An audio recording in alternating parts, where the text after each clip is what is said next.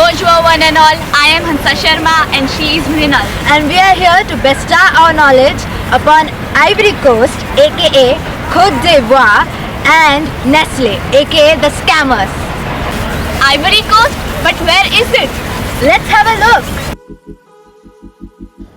In the 15th century, Ivory Coast was part of the West African trade route in which Europeans purchased gold, ivory, pepper and slaves. Yeah, you heard that right, slaves. Ivory Coast was a constituent unit of the Federation of French West Africa, with it being officially a French colony in 1893. With 30.9 million inhabitants in 2023, Ivory Coast is the third most populated country in West Africa. Its official language is French and indigenous languages are also widely used, including Bete, Enman, and Sabara Sinufo.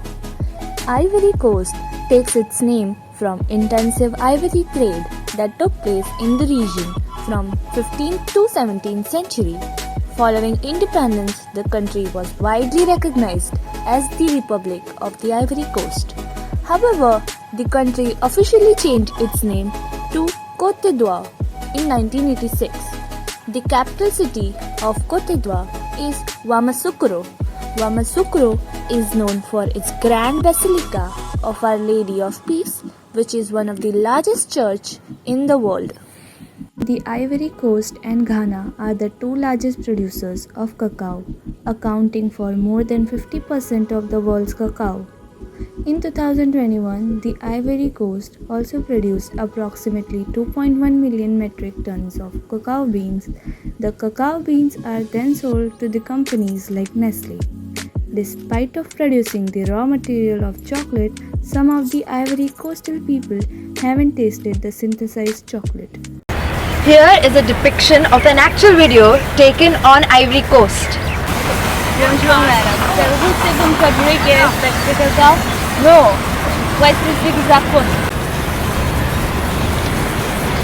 Bonjour people, this is Juliet and Celine reporting live from Ivory Coast. And we are going to discuss the challenges due to climate change here in Ivory Coast. Côte d'Ivoire is highly exposed to climate change through rising temperature, sea levels and changing rain patterns. The average temperature increase was 0.5 degrees Celsius to 0.8 degrees Celsius from 1970 to 2021.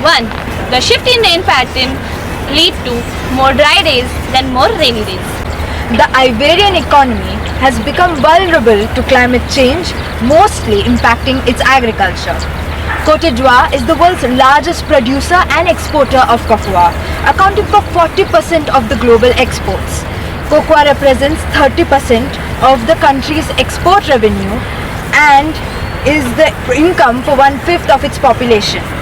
Agriculture productivity has been severely impacted with 35% slowdown in its growth since the 1960s.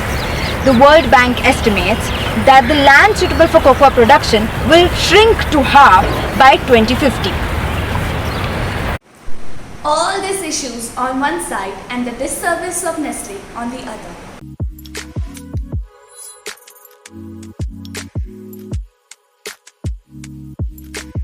Have you seen these products? I guess so, yes. Quite often.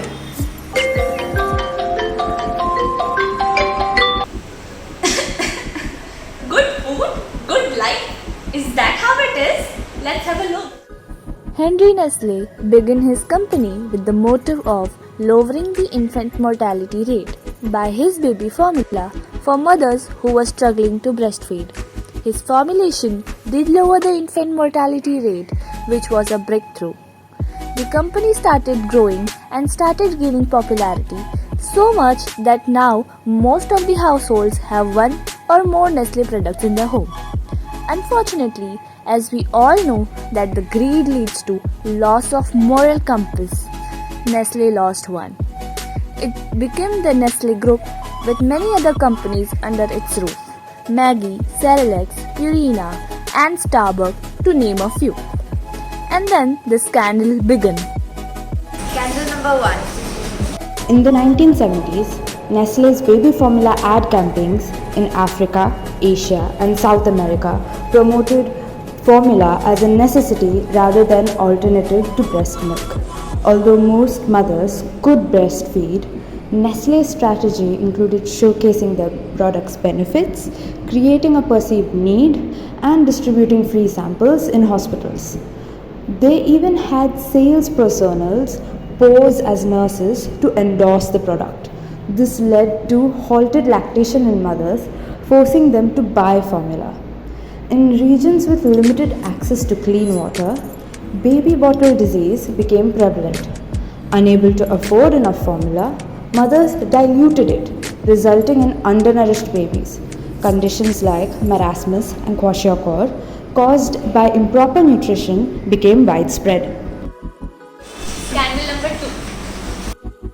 In 2001, Mars, Hershey, Nestle USA, and others signed the Hurricane Angel Protocol to end the worst forms of child labor in cocoa production within 4 years.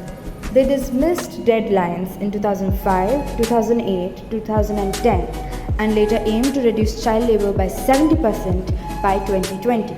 However, child labor increased by then. Thank you for watching. Signing off with love, Hansa and Mrinal.